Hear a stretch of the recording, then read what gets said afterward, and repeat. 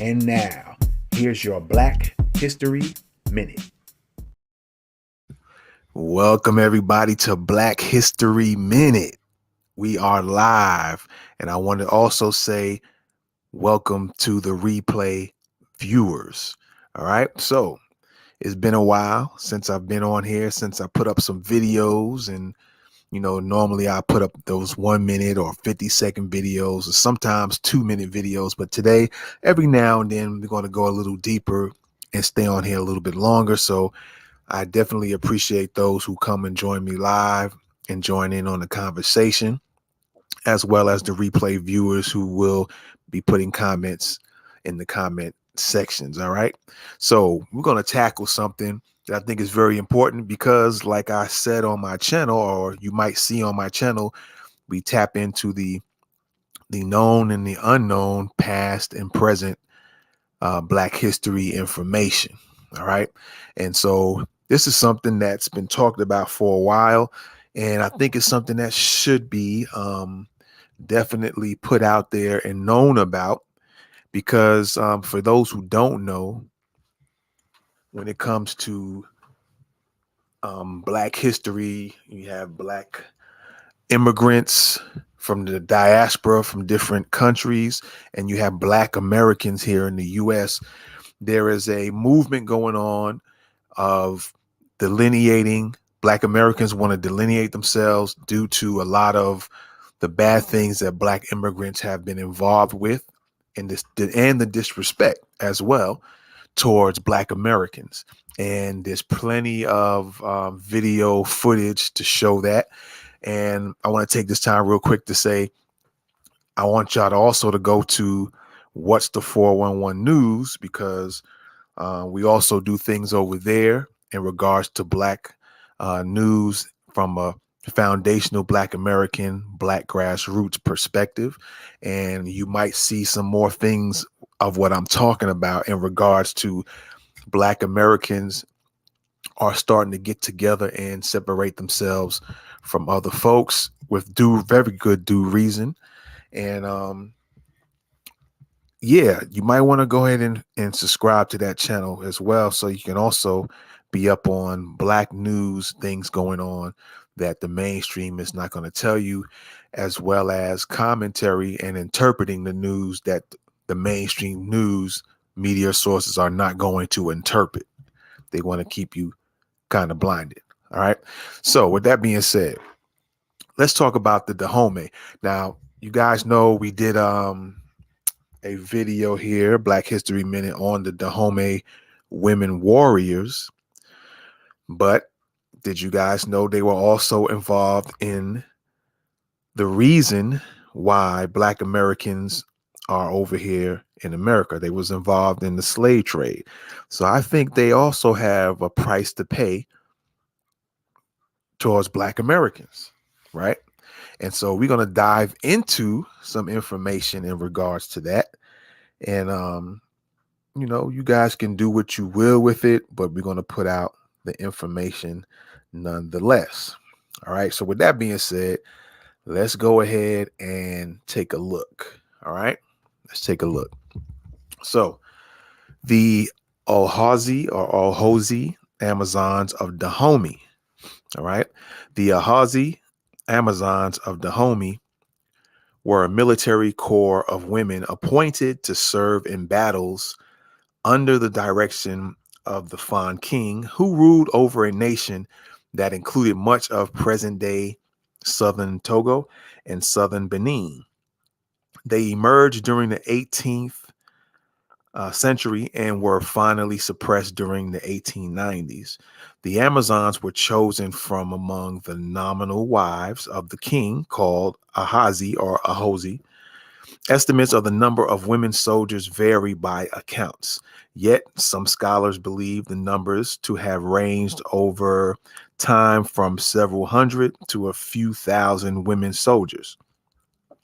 The Fawn Women's Army had three main wings: the right and left wings, and the elite center wing, or Fanti.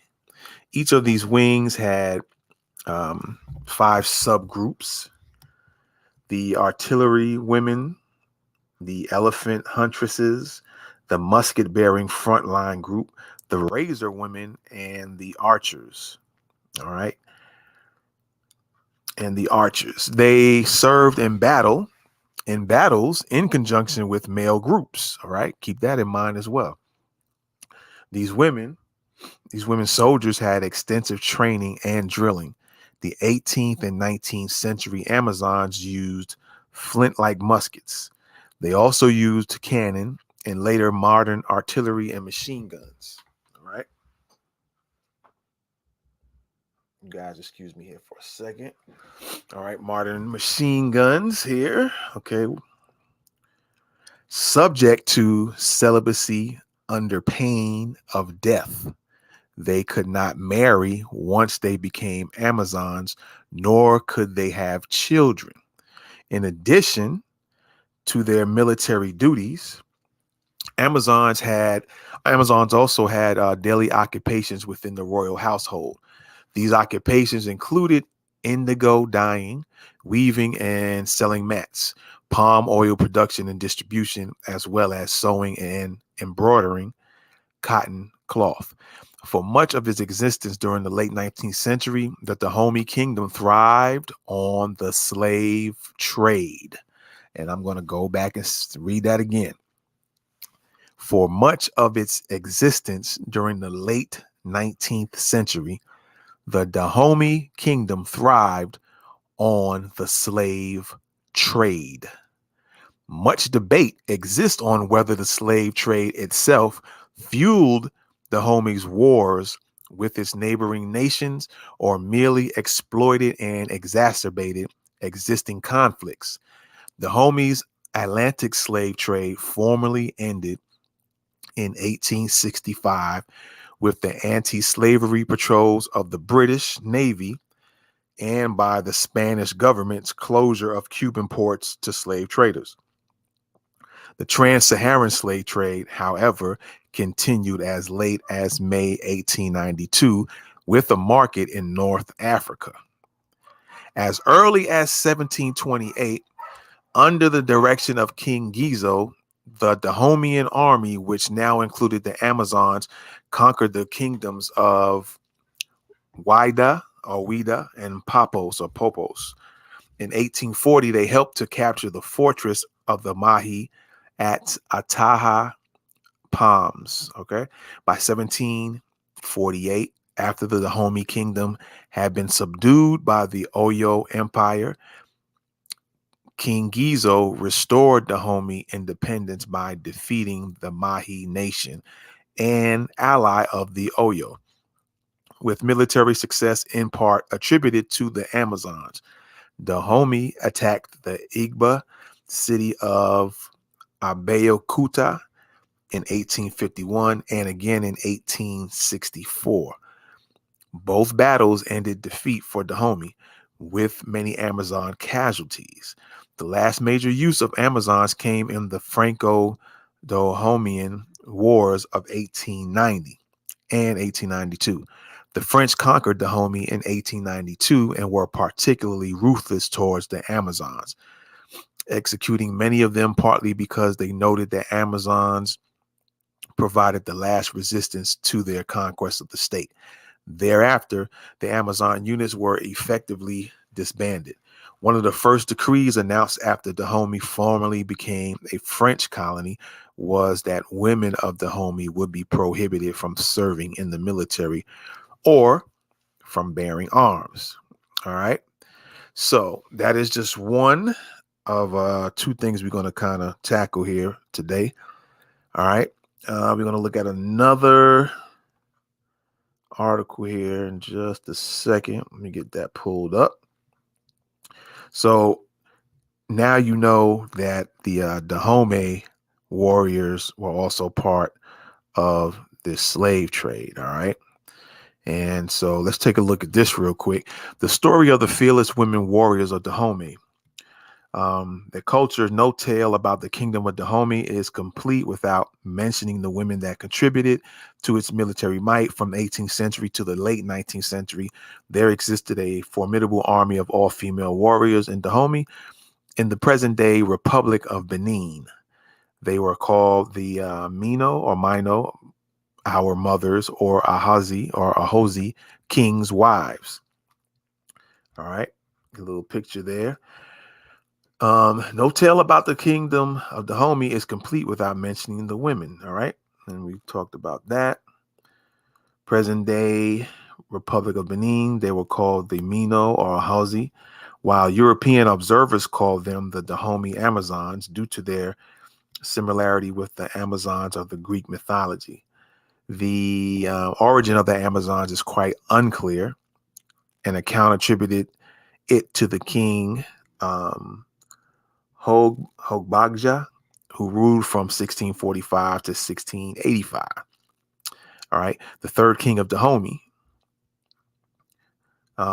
which is Hogbagja, is said to have originally started, the group with which would become the Amazons as a corps of elephant hunters called Gibeto. Another account claimed that Hojubaja's daughter, Queen Hangbe, ruling from 1708 to 1711, established a group of female royal bodyguards. According to tradition, excuse me for fumbling these words here, but according to tradition, her brother and successor king Agaja successfully used them in Dahomeys' defeat of the neighboring kingdom of Savi in 1727. However, it was under the rule of King Gizo, let me see here, ruling from 1818 to 1858, the Amazons became an integral part of the Dahomey military. Gizo was known for his military reform. He placed great importance on the army, increasing its budget and formalizing its structure from ceremonial to a serious military. In the mid-19th century, the number of women soldiers of Dahomey was estimated at several thousand, accounting for 30 to 40% of the army. Gizo recruited both men and women soldiers from foreign captives.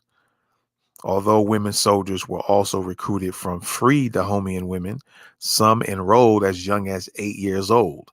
Some women in Fon society became soldiers voluntarily, while others were involuntarily enrolled if their husbands or fathers complained to the king about their behavior. Membership among the Mino was supposed to hone an aggressive character traits for the purpose of war.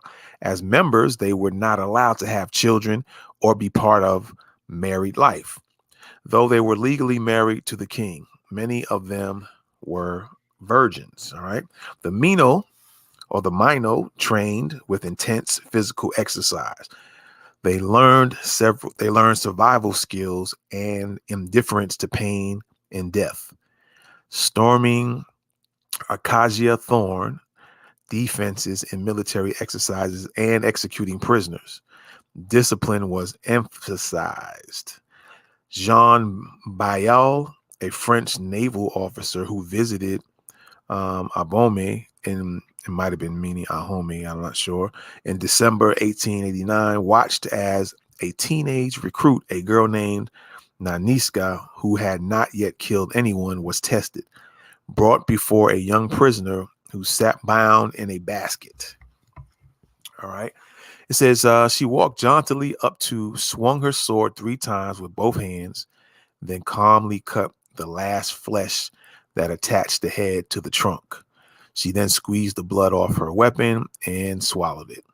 Serving in the Mino offered women the opportunity to rise to positions of command and influence in an environment structured for individual empowerment. The Mino were also wealthy and held high status.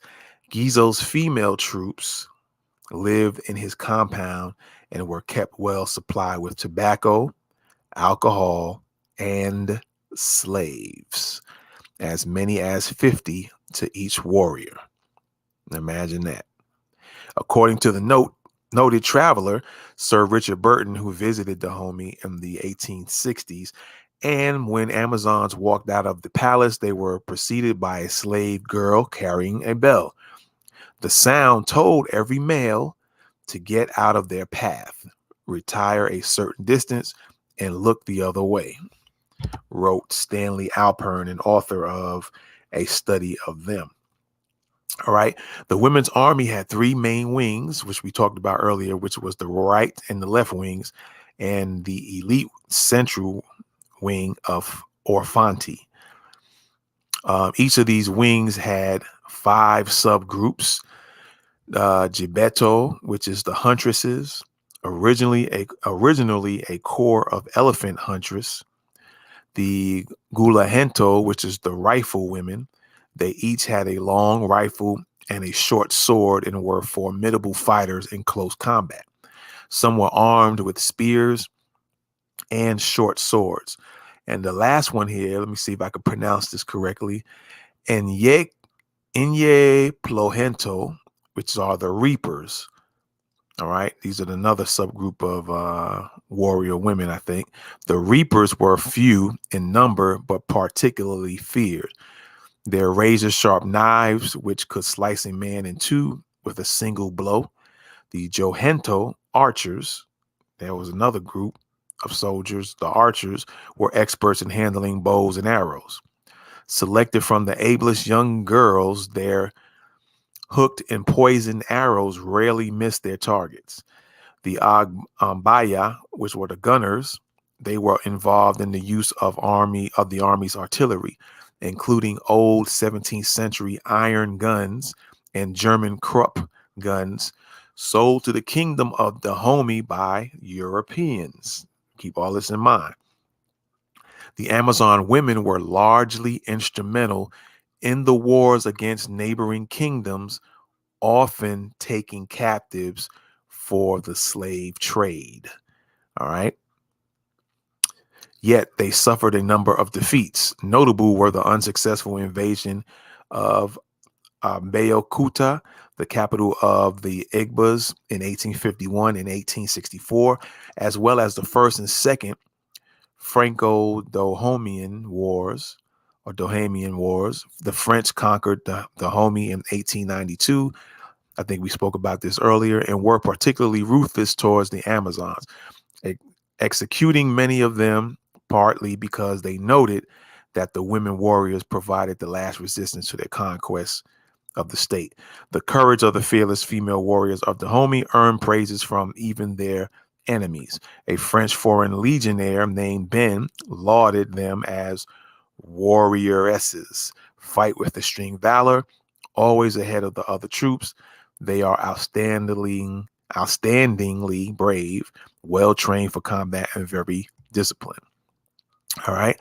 And then there's a PS. The Dora Milaje in the Black Panther movie was loosely on the Dahomey Amazons.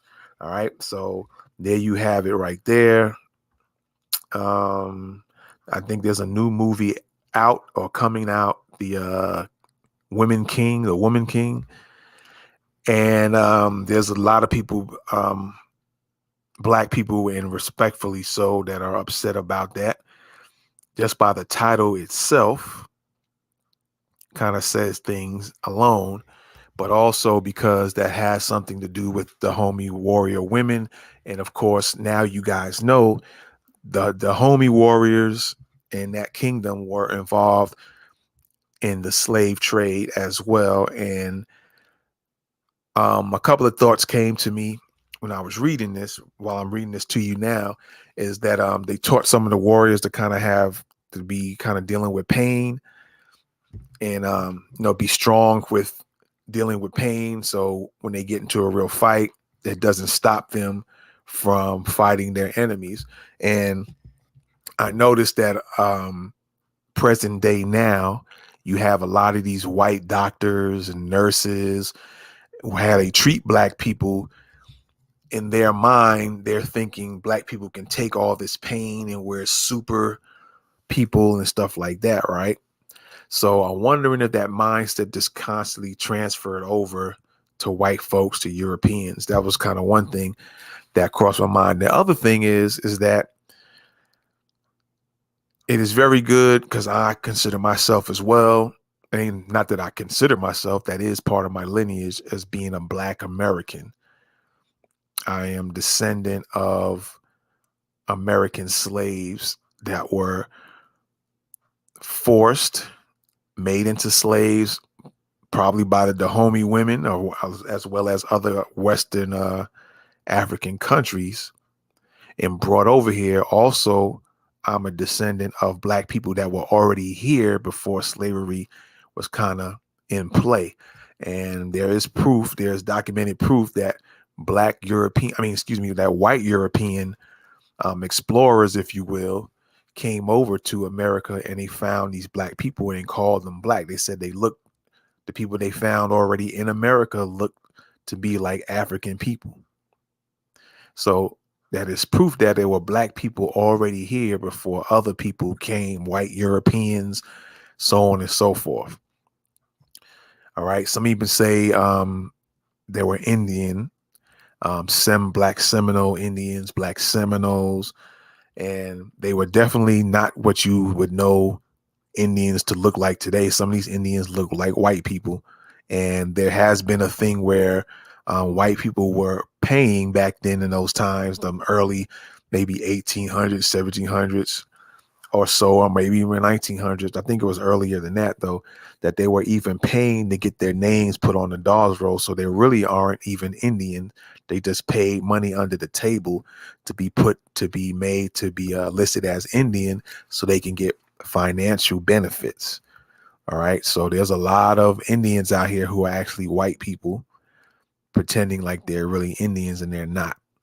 And so Black Americans are getting their lineages together and separating themselves from other Black immigrant groups from the Caribbean and from the diaspora in Africa, so on and so forth, the UK and so on and so forth, because Black Americans have built the US. It's no secret. Some of you might even heard Donald Trump say it and admit it in his little slick way, but it's no secret that Black Americans built the US, built the country, and fought for other Black immigrants to even come over to this country. And yet when Black immigrants get here, they all turn their backs on the ones who pushed to have them come over here. And they have a lot of vitriol. And again, like I said, there's a lot of video proof that shows this. And you guys might want to take a time to also go over to What's the 411. It's listed on this page here. You just can click on the picture there and it'll take you to that YouTube channel so you guys can subscribe to that and stay updated on Black related news. All right. We also going to be talking about these immigrants having vitriol towards Black Americans with the receipts. All right. We're not just going to be talking. We're going to show you the proof. And so now you guys know that the Dahomey were also involved in the slave trade. So don't let anybody try to fool you or tell you otherwise. And also feel free to do some more research on it and verify. You don't have to take my word for it. Get the information and then go on and then check it out for yourself. But I provided some receipts for you, and now it's up to you to do your thing, man. And you can even you might find more information on it. All right. So we appreciate y'all, man. Every now and then, oops. Like I said there, hopefully you guys can hear me. Let me see here. Let me double check here. There we go. My mic just came off for a second, but every now and then I'm gonna be doing these live episodes for you guys as well, and we'll be coming back more with some more videos. You like those 1 minute and 2 minute videos? We're gonna come back with some more. I got some good ones coming. So again, we appreciate y'all for checking out Black History Minute. And with that being said, we're gonna get out of here and stay tuned for more Black History Minute. I'm out of here. Peace. And now, here's your Black History Minute.